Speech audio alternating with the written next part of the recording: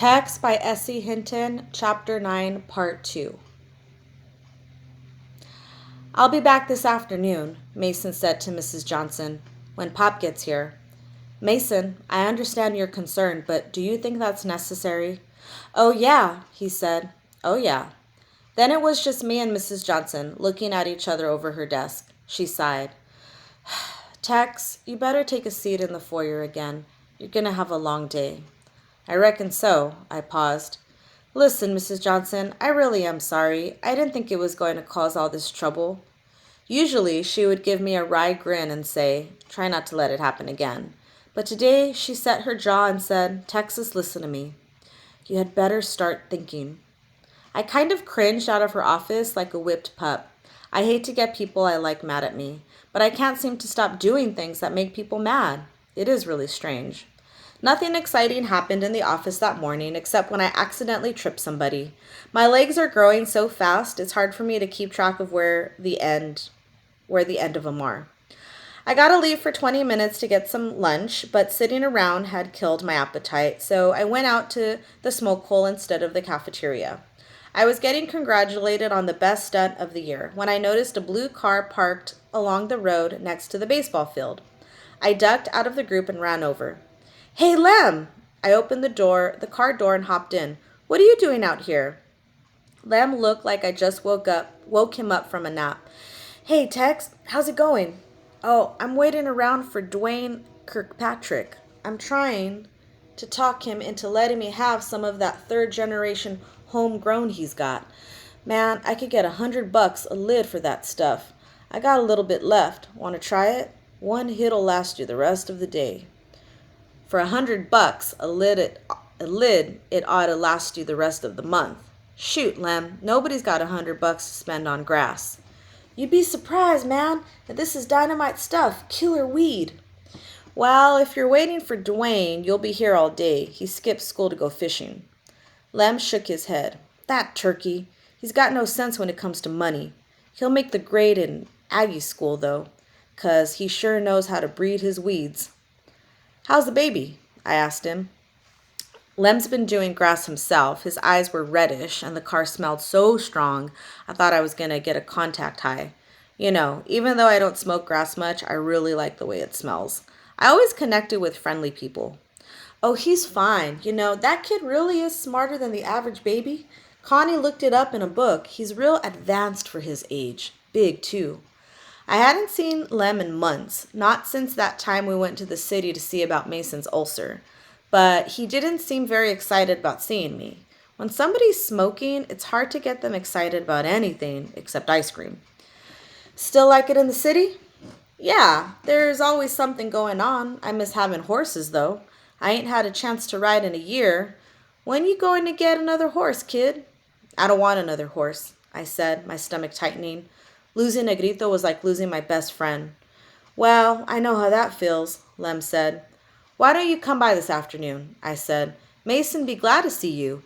I didn't realize I was lying till I saw the look Lem gave me. I went quiet. Then Lem said, I used to think all Mason wanted was money, but that ain't it, or he'd be in this business with me, 'cause I'm rolling in it right now. But what he really wants out of life is to be respectable, if that ain't a hell of a goal." "Different people go different places," I said, getting out. I had to be heading back to the office. "Say hey to Connie and the baby for me." Lem seemed to be thinking hard for a minute. Then he said, "I'm making a delivery out here this afternoon. You want a good deal on white crosses?" I shook my head and waved him off. Maybe I was just depressed about going back and sitting around the office, but I had a strong feeling that Lem didn't belong in the city. There are people who go places and people who stay, and Lem should have stayed. Mrs. Johnson called me into her office when I got back. "Tex," she began, then stopped. She sniffed suspiciously. "Have you been smoking grass?" Damn, I should have let my clothes air out a little before coming back in. "No, ma'am," I said. "I wouldn't want this day to drag out any longer than it has to." I suppose that's true. Anyway, what I wanted to talk to you about was a job this summer. Mr. Kincaid of Kincaid Quarter Horses contacted the school, wanting to hire some kids for summer work. Would you be interested? "Sure," I said eagerly. Mr. Kincaid wanted me to emphasize that he doesn't want a bronc buster or people out to play cowboys and Indians. But for some reason, I think you'd have behave responsibly in a job like that. I don't know why I think that, except I did have one or two people you mowed lawns for last summer call me and say they were pleased with your work. Here's Mr. Kincaid's card. Give him a call and say I recommended you. Please don't give me any reason to be sorry I did. No, I'll do a good job. I take horses serious. That may be what saves you, Tex. Would being expelled bother you? I almost dropped the card. Expelled? I managed finally. Yeah, it would. I was seriously considering it today. In fact, I've seriously considered it several times during the last 3 years. I haven't because I like you, but I like an orderly school even more. And if it comes down to a choice, you just might lose out. Understand? I nodded. Expelled. I didn't even know anybody who'd been expelled except Paula Louise for jumping on her home ec teacher with a rolling pin. It's not very long until school's out, but remember, it's never too late to be expelled. Mrs. Johnson's eyebrows twisted together in the middle when she was saying something serious, not very seriously. Now, just take your seat again. Your father ought to be here about 4. About 4. It was noon. I'd heard the phrase killing time, but now I knew what it meant. I felt like I had murdered a whole day. I could never hack an office job. You know how it feels when your foot goes to sleep? Well, by 4, I felt like my whole body had gone to sleep, including my brain. Mason came stalking in right at 4. He didn't say much, but it was pretty clear that he'd used up his quota of self-control for the day. Come on in, Mason, Mrs. Johnson said. You too, Tex. Almost everybody had gone home except the 6-hour gym guys. You could hear them out on the baseball field. Mrs. Johnson wanted to get us out of the way of the janitor who was mopping the office. I don't know if the old man is going to show up or not, Mason said abruptly. He said he would when I talked to him, Mrs. Johnson said. If I remember right, he came up here to talk to me about you a few times. Your big problem was fighting. It took all Mason's politeness not to scowl at her. He certainly didn't want to remind me that he'd been in trouble before, too. Yeah, I said, I've never been big on fighting. But you've been in here for everything else since the 7th grade, Mason said. He didn't get into fights much more. Nobody wanted to mess with him. Well, anyway, this is the first time Pop's had to come in and talk about it, I said defensively. Mason gave me a sarcastic grin. It's not the first time he's been asked. It's just be the first time he showed up for it. Just about then, Mrs. Seymour from 7th grade speech stuck her head in the door and said, Helen, come here and look. You won't believe what I found in a locker. That stuff had been going on all day. I never realized how much running around the building was involved in an office job. I think I can trust you two to stay here. Sure, I said. Mason didn't say anything. I wouldn't have cared if he left. Instead, he paced around the room, getting madder and madder. I don't know why you have to go poking your nose in, I remarked. I was thinking it was a wonder he had any insides left. He had to go to the doctor again just a few weeks ago. I am poking my nose in because I don't want to see you get expelled, he said savagely. I started. You knew I might get expelled? God, yes. They were laying bets on it over at the high school. Huh, I said amazed. I sure hadn't known what a big deal I was causing. You had just better wake up, a little man, Mason began when Pop walked in. Surprise, surprise, Mason said. Pop took one look at him and decided to ignore him. When Mace was like that, sometimes it worked, sometimes it didn't. I hear you got into some trouble, Pop said.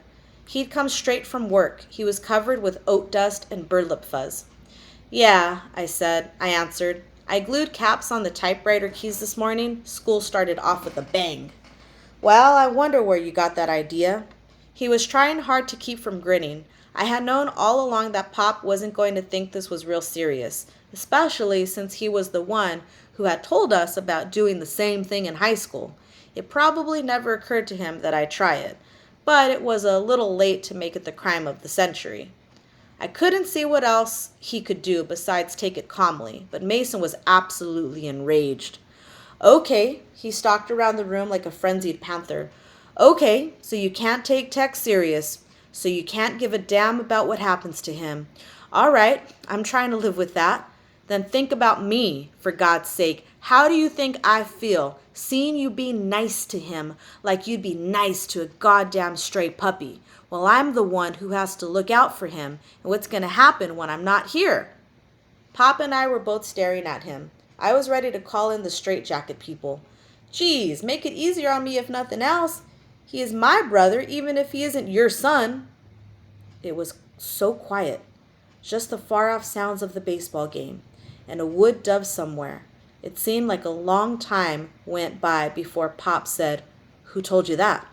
And I didn't recognize his voice. Mason looked like a person who had seen death. His face was gray, even his lips. "I asked you, who told you that?" Pop said again. His voice was deadly, the voice of an ex-con. Mason opened his mouth and shut it, looking strangely like a fish on land. Finally he managed. "Nobody had to tell me. I know when you went into prison and when you got out, and I know his birthday. Nobody had to tell me." Oh, Mason had gotten some weird idea. He was Pop's kid, and I wasn't. Man, he was ready for the funny farm. I looked confidently at Pop, waiting for the explanation, the real dates, waiting for him to laugh and say, "You're wrong there, Mace." He didn't say anything. He didn't move. He didn't look at me. The room seemed to be getting black. Time stopped, then started back up again. I tried to wake up. What was happening? I turned to Mason. "Tex," he said, fighting hard to sound normal, a normal voice coming from an ash-gray face. "I didn't mean—" "Texas, listen to me, kid." I didn't listen to him. I turned and ran instead. I didn't ricochet blindly down the hall, bouncing off the lockers like a stray bullet. I ran steadily, timing my breathing, not wild or crazy or particularly fast, almost like I knew where I was going, almost like I had somewhere to go.